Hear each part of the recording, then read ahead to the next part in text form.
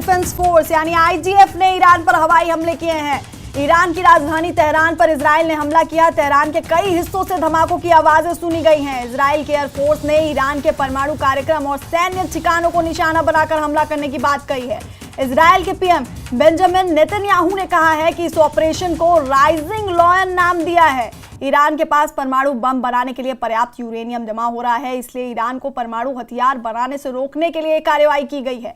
Iran की जवाबी संभावित प्रतिक्रिया को देखते हुए पूरे इजराइल में वार्निंग सायरन बजा दिए हैं।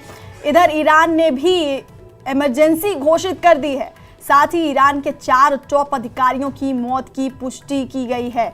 तो बड़ी खबर इस वक्त की आपको बता रहे हैं, इजराइल डिफेंस फोर्स ने ईरान पर हवाई हमले किए हैं।